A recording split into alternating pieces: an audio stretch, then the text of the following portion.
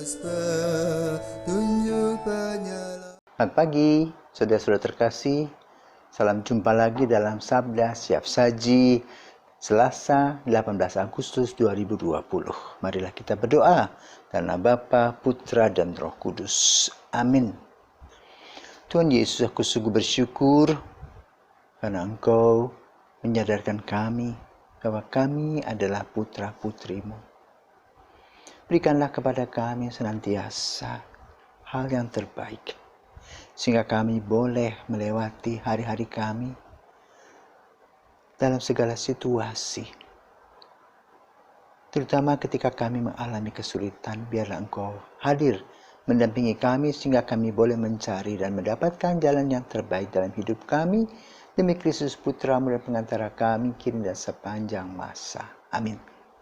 Tuhan bersamamu dan bersama rohmu. Inilah Injil Yesus Kristus menurut Matius. Dimuliakanlah Tuhan. Yesus bersabda kepada murid-muridnya, "Aku berkata kepadamu, sungguh sukar sekali bagi orang kaya untuk masuk ke dalam kerajaan surga. Sekali lagi aku berkata kepadamu, lebih mudah seekor unta masuk melalui lubang jarum daripada seorang kaya masuk ke dalam kerajaan surga." Mendengar itu gemparlah para murid dan berkata, "Jika demikian, siapakah yang dapat diselamatkan?" Yesus memandang mereka dan berkata, "Bagi manusia hal ini tidak mungkin, tetapi bagi Allah segala sesuatu mungkin."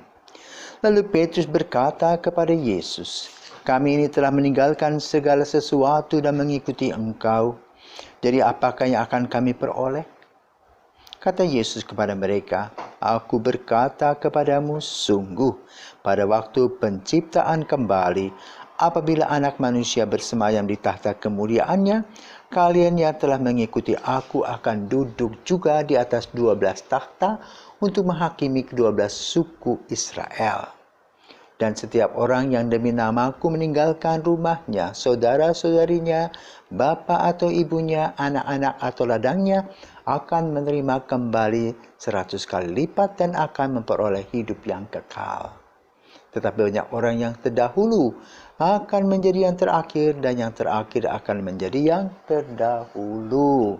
Demikianlah Injil Tuhan, terpujilah Kristus. Apa bedanya orang kaya dengan orang miskin?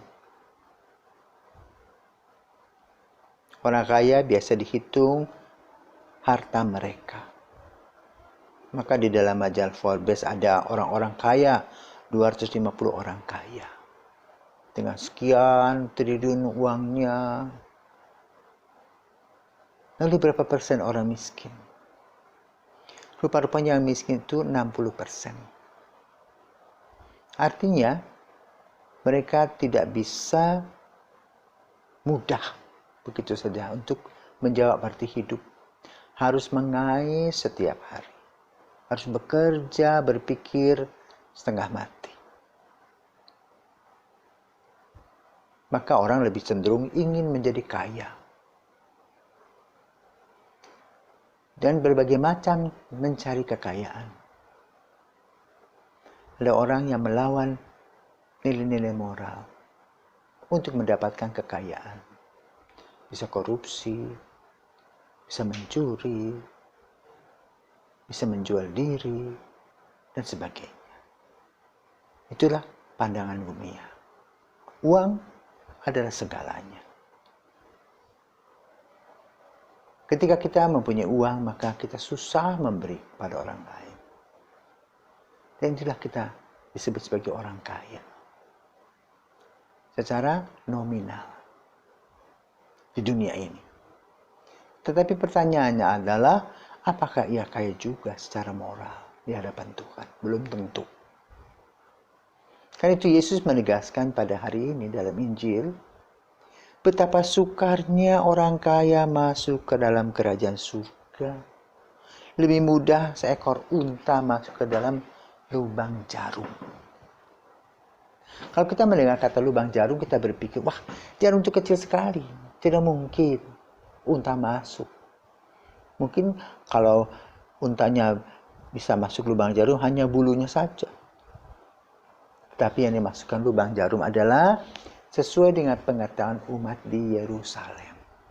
Jadi di Yerusalem itu ada sebuah jalan. Ya.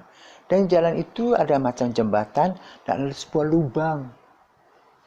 Itu bisa ngangkat lebih gampang unta daripada orang kaya. Tentu orang kaya digotong-gotong betul tidak mau. Ini maksud Yesus adalah bahwa manusia yang kaya tadi terikat dengan kekayaannya. Sulit untuk melayani. Sulit untuk memberi waktu kepada Tuhan. Orang kaya tidak mau berkurban kecuali kalau hartanya terus bertambah. Kalau hartanya berkurang pasti tidak mau. Ini motivasi dan pikiran sebagai orang kaya. Pertanyaannya adalah apakah akan hidup kekal selamanya menjadi orang kaya? Tidak. Ada waktu di mana kita menikmati harta benda kita. Ada waktu di mana kita berusaha mengumpulkan harta. Tetapi ada juga waktu di mana kita akan meninggalkan harta itu selama-lamanya dalam bentuk kematian. Maka lalu, apa yang perlu untuk kita? Sebagaimana digambarkan di dalam Injil pada hari ini. Apa yang dikatakan oleh Yesus? Setiap orang yang demi nama-Ku meninggalkan rumahnya, saudara-saudarinya, bapak ibunya, anak-anak atau ladangnya akan menerima kembali 100 kali lipat dan akan memperoleh hidup yang kekal. Artinya apa? Manusia yang baik meninggalkan nama. Ya pun dia berangkat secara jasmani. Tetapi secara rohani, secara moral, dia tetap diukir dalam kehidupan orang-orang lain yang menyejarah. Kalau kita berbuat baik, maka kebaikan kita akan terus diukir. Demikian pula kejahatan kita. Banyak pemimpin-pemimpin yang selalu dikategorikan sebagai pemimpin yang tidak bijaksana atau pemimpin yang lain, seperti Hitler misalnya. Kemanapun ceritanya tentang Hitler adalah seorang pemimpin yang kejam. Herodes yang juga membiarkan Herodias minta kepada anak untuk memenggal kepala Yohanes sampai sekarang menjadi bahan cerita. Tetapi yang baik seperti Yesus, biarpun pada saat dia hidup, dia diadili, disalibkan, wafat, tapi dia bangkit. Dan sampai hari ini menjadi sang penyelamat kita.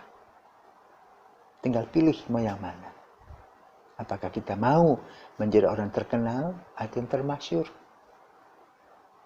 Terkenal karena keburukan, termasyhur karena kebaikan. Tinggal kita mau menanam yang mana. Dan ini merupakan sebuah ladang kesempatan bagi kita untuk mengisi hal-hal tersebut. Kalau kita menanam hal-hal positif, maka kita akan merasa puas dan bahagia. Kenapa? Tuhan yang telah memberi, Tuhan yang akan mengambil pula.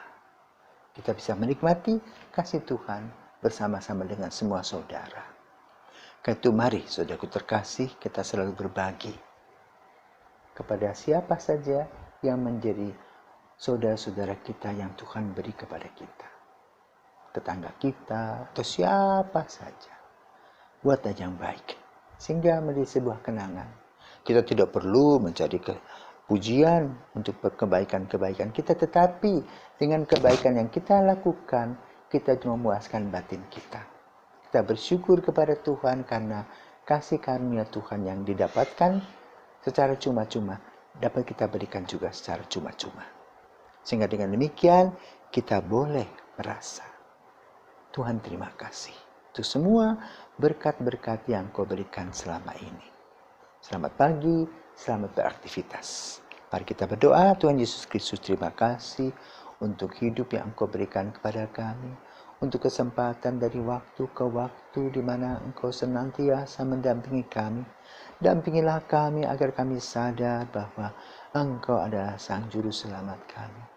Ajarlah kami untuk senantiasa berbuat baik, berbuat kebajikan, melakukan cinta kasih, sehingga kami boleh berbahagia bersamamu kini dan sepanjang masa. Amin.